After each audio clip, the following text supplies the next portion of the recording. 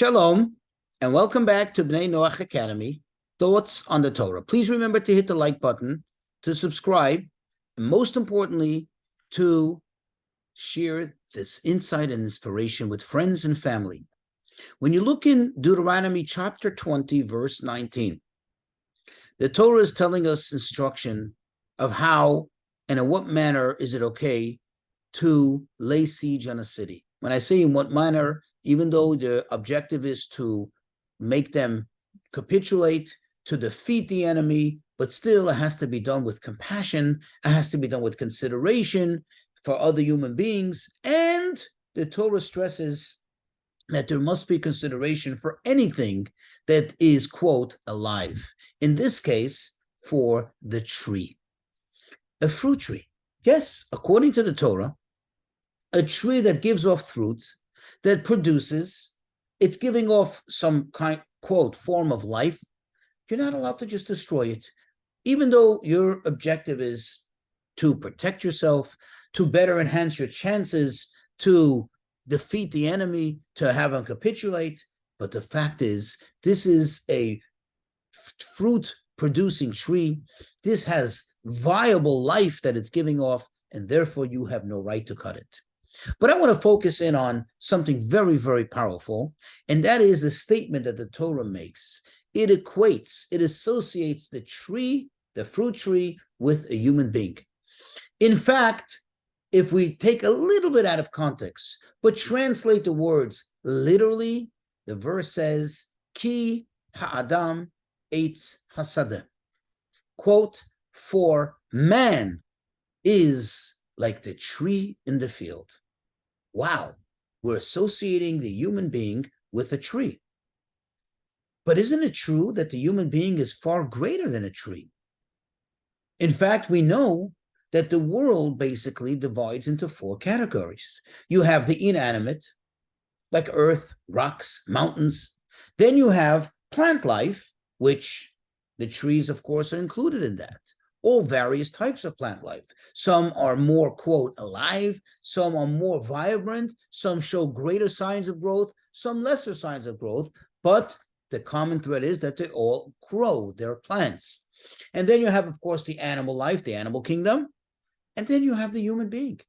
So why is the Torah comparing us to the tree in the field? What is the comparison? Well, the answer is, and I think it's quite obvious, what makes this particular tree so special, or this particular kind of tree so special? Remember, the Torah is not saying that you cannot live in a wood hut. The Torah is not telling us that we cannot have wooden furniture. What then should we make our furniture with? What then should we construct our homes with? In fact, we know, if you recall the tabernacle, well, the primary material that was used for the edifice, for the walls, was wood, cedar wood. So it's obvious the Torah has no problem with us using woods. This is the purpose of why the trees grow, to provide this material. But rather, it's the fruit tree. Once a tree is giving off fruit, now it has a totally different status. It is in a totally different category. And the same is for a human being. The Torah wants us to know, to appreciate, that what we need to be is like a fruit tree. What are fruits? Fruits give off nutrients. Fruits give off pleasure. Fruits give off taste. Fruits give off sweetness. This is all a symbol of good deeds. The real hallmark of a human being is that we're constantly producing, quote unquote, good fruits, good deeds. We're constantly doing actions which have a good effect, a positive effect on the world. That makes us, quote, a tree that's not to be cut down. That makes us a productive tree. That gives us that special validity and importance of not just existing, not just being here in this world, but serving a purpose, giving something to the world. We have to be like a tree. And of course, there are many other aspects of the tree that really very much apply to our lives. Let me give you a few more examples. What makes a tree special? In other words, what gives it the ability to be special and to give off its fruits?